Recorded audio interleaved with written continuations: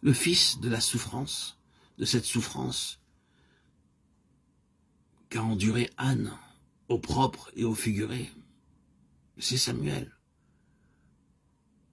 Il est l'aboutissement de toutes ses angoisses, le fruit de ses douloureuses préoccupations spirituelles. Qu'importe maintenant pour Anne, les malentendus et les critiques, Samuel est là. Et c'est lui qui va faire le pont, en quelque sorte, entre la situation telle qu'elle est et la situation telle que Dieu la désire. Samuel, c'est l'homme qui va, de la part de Dieu, assurer la liaison entre un triste état de choses et un état de choses meilleur. Il marque la transition entre deux régimes. Le livre de Samuel est un livre de transition, et c'est Samuel qui est le lien. Or, que représente Samuel au point de vue des principes spirituels? Si nous pouvons répondre à cette question, nous saurons comment la transition s'est faite.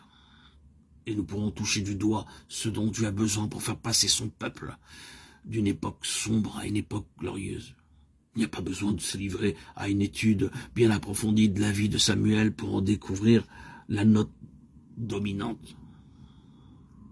Ce que Samuel représente, c'est la place qui appartient à la prière. La puissance de la prière à une époque de transition. Si vous voulez, vous pouvez dire de Samuel que sa vie n'est que prière. Lisez le psaume 99, et Samuel parmi ceux qui invoquaient son nom. Lisez Jérémie 15, 1, l'Éternel me dit, quand Moïse et Samuel se présenteraient devant moi, je ne serai pas favorable à ce peuple. Chasse-le loin de ma face, qu'il s'en aille. Voilà une déclaration qui compte. Parmi tous les hommes qui se sont fait un nom par leur puissance spirituelle, Dieu distingue Moïse et Samuel. Nous savons comment Moïse s'interposa en faveur du peuple et comment, ensuite de son intercession, il sembla que Dieu ait changé d'idée. Telle est au moins l'interprétation naturelle. Après la prière de Moïse, dans le livre Nombre, chapitre 14, les intentions de Dieu, semble-t-il, se sont modifiées. Et Dieu, si on peut dire, s'est repenti. Ainsi, Moïse se tient la brèche et il émeut le ciel par ses supplications. Quant à Samuel, ici, il est mis en parallèle avec lui, comme si l'Écriture voulait nous dire que ces deux hommes représentent le dernier mot en matière d'action sur Dieu par la prière. Ce qui est donc mis en relief dans la personne de Samuel, c'est le principe de la prière à une époque de transition. C'est la prière qui est le trait d'union avec ce qui est et ce que Dieu veut, entre une situation précaire et le retour à une situation normale. La transition est caractérisée par ce puissant ministère d'intercession, de l'angoisse et de la détresse d'Anne, et issu cet instrument de prière qui va provoquer un changement de régime. Regardez un peu la vie de Samuel et voyez comme il a recours à Dieu. Ne cesse pas de crier pour nous à l'Éternel, lui dit un jour le peuple. Quel témoignage!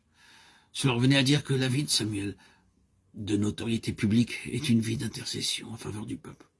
On lui fait dire en substance ceci, continue, continue. C'est à tes prières en notre faveur que nous devons tout. C'est donc bien le principe de la prière qui, avec Samuel, se détache sur le plan de l'histoire. Mais n'oublions pas, avant de pouvoir agir sur Dieu par la prière, il faut apprendre à connaître la voix du Seigneur dans nos cœurs. Les premières années de Samuel furent des années où il apprit à reconnaître la voix du Seigneur. Même lorsqu'Élie, laissant parler cette voix sans y prendre garde, Dieu apprenait au jeune Samuel à la reconnaître. Pour pouvoir nous adresser à Dieu avec puissance, il nous faut cette intelligence spirituelle qui est experte à discerner quand l'Esprit parle en nous. Pour pouvoir parler à Dieu, nous devons connaître la voix de Dieu. C'est très important. Sans cette faculté-là, il manquerait la prière qui prévaut une de ses bases les plus essentielles. Car une vie de prière, ce n'est pas l'addition ou la succession ininterrompue d'un certain nombre de requêtes. C'est un ministère d'intelligence avec Dieu. On ne parle à Dieu que parce que Dieu a parlé le premier au-dedans.